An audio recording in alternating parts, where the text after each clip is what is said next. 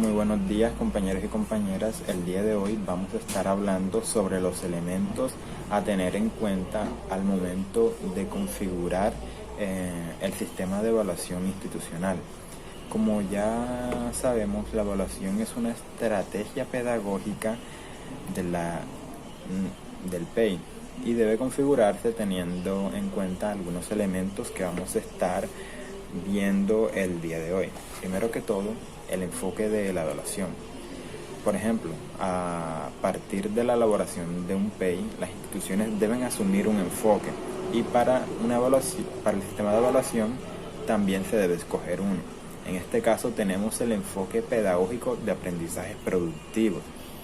Aquí la evaluación tiene que ver con el seguimiento que se le debe hacer a cada estudiante en su proceso de aprendizaje, con el objetivo de que cada estudiante desarrolle su nivel cognitivo, una mentalidad crítica, planificadora y productiva. Otro aspecto a tener en cuenta es el propósito de la evaluación. El sistema de evaluación debe tener claro qué se debe lograr a nivel general como en cada área del PEI, por lo que se debe comprender muy bien la misión y la visión de la institución. Otro elemento importante a tener en cuenta son los principios que orientan la evaluación, como por ejemplo, realizar procesos evaluativos respetuosos para una buena convivencia y asumir la evaluación como un medio para fortalecer las áreas cognitivas, comunicativas, afectivas, éticas, sociales, etc. Todos estos principios ayudan a que la evaluación tenga resultados excelentes. Dentro de las áreas que deben evaluar deben ser áreas estratégicas, como por ejemplo la pedagógica, la organizacional y la administrativa. Otro factor muy importante a la hora de configurar el sistema de evaluación son las estrategias del sistema de evaluación.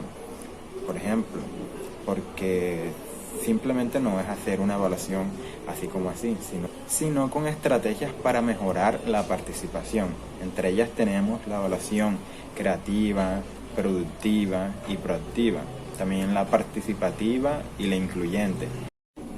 Hay que tener en cuenta que la autoevaluación también es una estrategia de evaluación incluyente y es una de las más importantes porque aquí el estudiante se autorreconoce para hacer seguimiento de su proceso de aprendizaje y fortalecerlo más adelante. En ese orden de ideas, veamos cuáles son los aspectos que se tienen en cuenta para evaluar los aprendizajes de los estudiantes.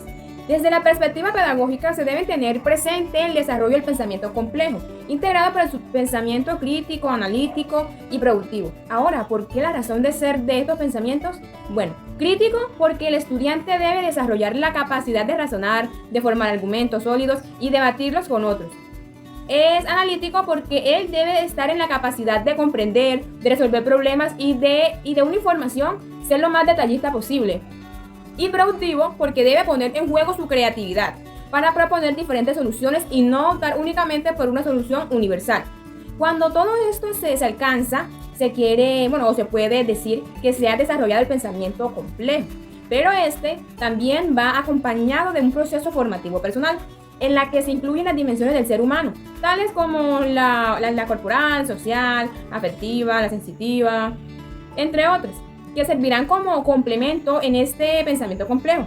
Estas dimensiones deben ser visibles en el estudiante, porque además de ser un punto a evaluar, también hará parte de su formación individual y que debe reflejar el desarrollo de capacidades y competencias que le harán apto de una evaluación eficiente. Por ejemplo, hacer uso adecuado de sus órganos de los sentidos, denominar una terminología propia del campo que esté estudiando, ser buen comunicador de sus ideas, sea creativo, etc.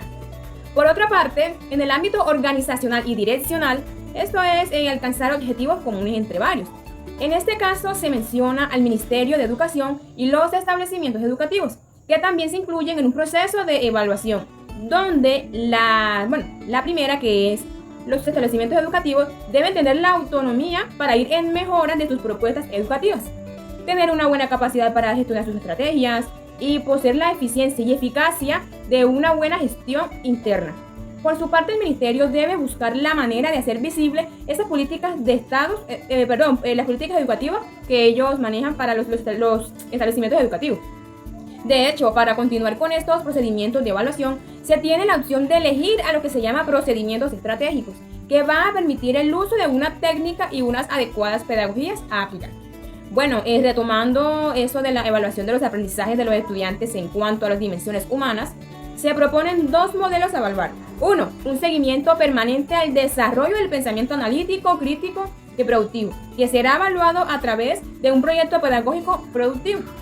Esto es lo que tienen en común estos tres pensamientos, que al final van a ser un pensamiento complejo. Y dos, evaluación de seguimiento periódico al desarrollo integrador. Aquí ya es donde se evalúan los aprendizajes de los estudiantes, qué tanto han aprendido o no durante un ciclo escolar y en cada una de las asignaturas. En la evaluación deben participar tres actores. Primeramente, los estudiantes. Estos, a través de un proceso autoevaluativo, donde bajo criterios u orientaciones de los educadores, realizarán una reflexión respecto a los aprendizajes adquiridos y asimismo también realizarán unas acciones como las que se muestran en pantalla. Segundo, tenemos a los docentes. Estos, como guías de los procesos evaluativos, en este caso de la autoevaluación de los educandos, deben estar al tanto de los resultados obtenidos y así determinar si sus estrategias, sus metodologías, las técnicas e instrumentos que están empleando conllevan a que el estudiante se forme de manera integral. Por último, tenemos los establecimientos educativos. Estos tienen la responsabilidad de organizar y revisar el plan de seguimiento al desarrollo. Deben realizar también un buen seguimiento respecto a las distintas evaluaciones para que de esta manera se pueda mejorar y ajustar dicho plan de seguimiento. Asimismo, ellos deben atender a la evaluación externa que el Ministerio de Educación Nacional realiza. Hay que tener muy en cuenta que en el proceso evaluativo todos los actores implicados deben participar. Esto para que den sus apreciaciones y se concreten acciones para el mejoramiento institucional y asimismo para el mejoramiento del sistema de seguimiento y desarrollo. En el proceso de evaluación, este proceso también implica presentar unos informes que demuestran de los avances o dificultades que presentan los estudiantes. Por lo tanto, debe presentársele un informe a los estudiantes, sea de manera periódica o permanente. A los padres de familia, esto puede ser por periodos o por cortes, según el sistema educativo nacional. Y tomando muy en cuenta el decreto 1290, que habla sobre las escalas evaluativas, es decir, un desempeño superior, un desempeño alto, un desempeño básico o un desempeño bajo. Por último, al Estado, según los requerimientos y demandas que el Ministerio de Educación Nacional o el ente territorial asigna. Finalmente, hay que recordar que la evaluación debe ser un proceso permanente en los establecimientos educativos, aunque también se puede desarrollar la evaluación periódica o por cortes según las directrices institucionales o la administración que estos tienen en cada establecimiento educativo.